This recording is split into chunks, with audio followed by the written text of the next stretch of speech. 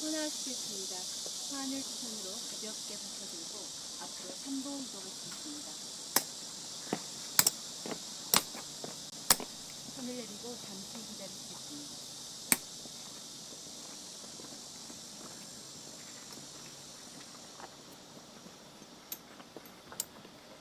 분양하시겠습니다. 앞으로 나가셔서 3번 분양하시고 자리로 돌아오시겠습니다.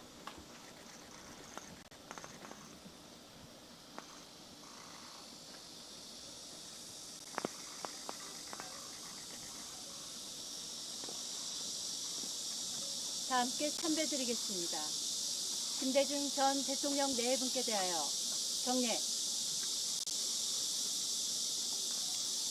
바로 일동 묵념.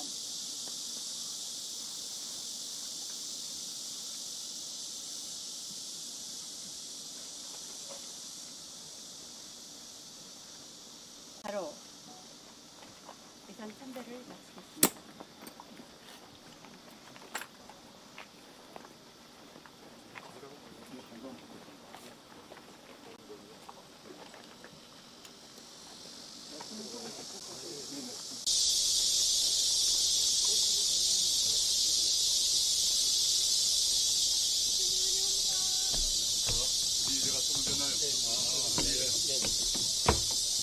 네, 반갑습니다. 네, 지금부터 진행작업을 시작하도록 하겠습니다. 사전에 말씀드린 대로 한 5분 정도 부탁드리고요. 질문하실 분은 소속과 성함을 말씀해 주시고 질문해 주셨으면 좋겠습니다. 예, 시작하겠습니다. 복귀자. 네. 네네.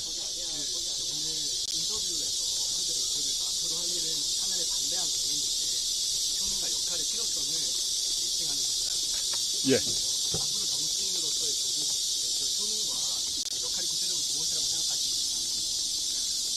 저의 효능과 역할은 제가 해야 될 과제와 관련이 있을 것 같습니다.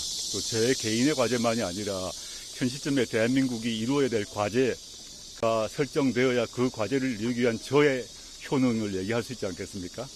저는 일단 정치적으로는 현재 여전히 윤석열과 단절하지 못하고 윤석열을 비호하고 있는 극우정당화된 국민의힘을 정치적으로 한 번 더 심판해야 된다고 봅니다. 내란을 거치고 또 윤석열 파면을 거치고 난 뒤도 지금 국민의힘이 보여주고 있는 모습은 정상 집단은 아니라고 봅니다. 여전히 자체 정화 능력을 잃어버렸기 때문에 법률적으로 특검을 통해서 국민의힘 안에 내란 관련자가 몇 명이 있는지는 특검의 수사의 영역이고 전 정치인으로서 향후 내년 지방선거 총선을 통해서 국민의힘을 지금보다 반 이상 줄여야 된다. 저는 마음 같아서는 0이 되어야 된다 생각합니다. 현실적인 관계를 생각했을 때 현재 세력, 의석을 현재 국민의힘의 의석수, 세력수를 반 이상 줄여야 된다. 그게 저희 목표입니다. 그게 이루어지는 것이 시대적 과제라고 생각을 하고요. 정치적인 것 외에 사회 경제적인 측면에서는 윤석열, 김건희 공동정권의 주책임자는 이미 구속됐지 않습니까? 그리고 내란을 특검 통해서 관련자들은 처벌될 것이라고 보기 때문에 그건 또 저 역시 저희 몫이 아니라고 생각합니다. 근데 지난 내란 국면에서 주권자들이 원했던 것이 무엇일까? 지금 이제 하는 검찰개혁, 방송개혁, 사법개혁 이 문제는 또 역시 진행될 거라고 보는데 그걸 넘어서 사회 대개혁을 요구한다고 저는 생각하고 있습니다. 주거, 의료, 돌봄 이런 민생개혁 문제를 어떻게 할 것인가에 대한 본격적 논의가 없는 상태다라고 보고 있거든요. 그 문제는 즉 윤석열이라는 이 내란 주범 이 사람이 종식은 법률적으로 사실상 거의 끝나가지 않습니까? 그 이후가 중요하다. 윤석열이 없다고 우리나라가 천국이 된 건 아니지 않습니까? 네, 그 문제를 어떤 사회 경제적 개혁을 할 것인가 관련해서 저의 효능 역할이 있을 것이라 보고 그 단초는 제가 국회의원 시절에 본회의에서 비교섭단체 연설을 한 바 있습니다. 그걸 한번 참조해 보시면 윤석열 이후의 세상에 대한 저의 생각 또는 조국혁신당의 생각이 나와 있으니까 참조해 주시면 좋겠습니다. 네, 다음 질문 먹겠습니다. 동아일보 이승우 기자. 네, 안녕하세요. 동아일보 이승우 기자입니다. 오늘 사면 후 첫 일정으로 김대중 대통령이 뉴욕 방문하셨는데 어떤 이유에서인지 궁금하고요. 그리고 향후 앞으로 일정 또 아직 안 나온 것 같은데 문재인 전 대통령의 예방 등 향후 일정된 일정이 있으신지 궁금합니다. 일단 오늘이 김대중 대통령 주기 아닙니까? 그래서 제가 참석하는 건 만약에 제가 당직을 갖고 있거나 하게 되면 정식 행사에 참석을 했어야겠죠. 근데 오라는 말씀도 사실은 있었는데 제가 오늘 있었던 행사에 참석을 해버리게 되면 대통령님을 추모하는 것보다 저에게 이렇게 그 조명이 또는 관심이 이렇게 모여질 것 같아서 제가 안 하겠다, 참석하지 않고 따로 개별 참배를 하겠다고 말씀드렸습니다. 그런 취지로 제가 오늘 왔고요. 왜 김대중 대통령을 참배하느냐, 그건 뭐 사실 특별한 답이 필요할까 싶은데 대한민국의 민주화를 열었고 복지국가를 열었고 IT 강국을 열었고 문화 강국을 열었던 분 아니십니까?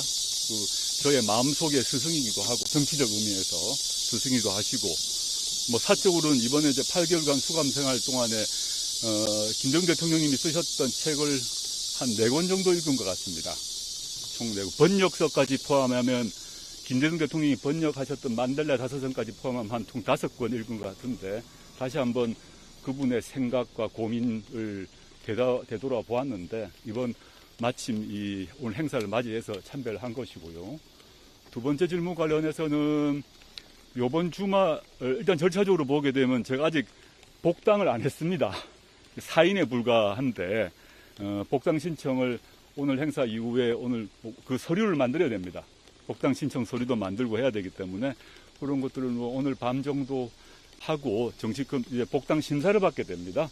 심사가 통과되면 당원으로서 활동을 할 것이고 그게 이번 주 중에 아마 마무리되지 않을까 생각을 하고요. 그러고 나면 주말에 제가 아직 어머니를 뵙지는 못했고 아버님 산소에 또 인사도 못 드려서 주말에 고향으로 부산 그다음에 선산이 있는 경남으로 갈 생각이고 그때 맞춰서 양산에 계신 또 문재인 대통령 인사드릴 생각입니다.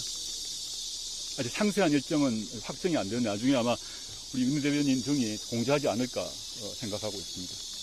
네, 다음 질문 받겠습니다. 네, 채널이. 네, 채널A의 이혜주입니다. 사실 그 파면 관련해서 2030 관련한 내용을 한겨레에서 인터뷰할 때도 말씀을 해주셨는데 당 내외에서도 2030의 그런 우려에 대한 목소리가 나오고 있어요. 네네. 어떻게 생각을 하시는지. 비판에 대해서 저는 2019년부터 지금까지 일관되게 말씀드렸던 것인데 비판 제가 당연히 감수하고 있다. 또 왜 비판할지도 알고 있습니다.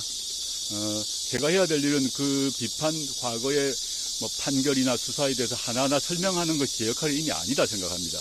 그냥 법률적으로 제가 판결을 받았고 또 그 다음에 대통령의 헌법적 권한 통해서 사면을 받았는데 그걸로 돌아갈 얘기를 하고 싶지는 않고요. 그 비판을 제가 받아들임을 통해서 아까 말씀드렸던 제가 해야 될 과제가 무엇인지를 밝히고 그걸 해결해 나가는 과정 속에서 2030 세대가 저의 뜻이 무엇인지 알아주시길 바라고요. 한 번에 제가 몇 번의 사과를 한다고 2030이 마음을 열겠습니까? 그런 일이지 않을 거라 봅니다.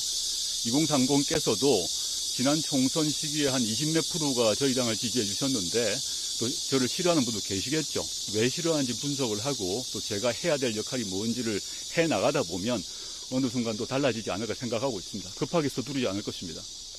네, 다음 질문 받겠습니다. 네, 대표님 메일보 이태용 기자입니다. 연장되는 질문인데요.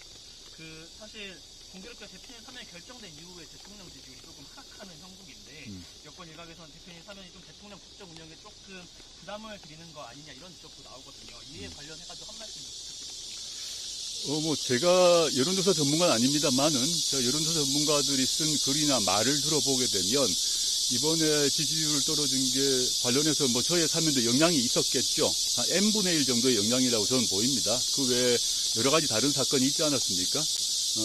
물론 일부 언론이나 정치인들, 특히 국힘 쪽 정치인들은 그걸 n분의 1이 아니라 조국 사면 때문에 모든 지지율이 떨어졌다고 보던데 그건 제가 아무리 여론조사 원자료를 봐도 그건 아닌 것 같더라고요.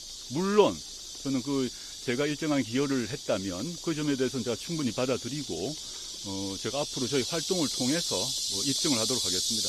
말이 뭐 중요하겠습니까? 네, 마지막 질문 받겠습니다. 네, 박수로. 네, 예, 예.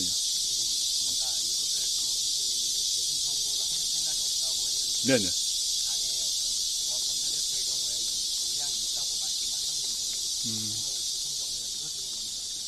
제가 서왕진 대표님이 어떤 인터뷰를 했는지는 잘 모릅니다, 첫째. 제가 나온 지 뭐 3일밖에 안 돼서 어떤지 모르겠는데, 두 말이 충돌될 것 같지는 않습니다. 제 인터뷰를 잘 보시면 무죄 관련한 확실한 증거가 나오지 않는다면이라고 되어 있습니다. 근데 재심 청구 요건은 우리나라 법상 재심 청구를 받아들인 요건이 매우 까다롭습니다. 재심을 받아들인 경우가 매우 드물죠.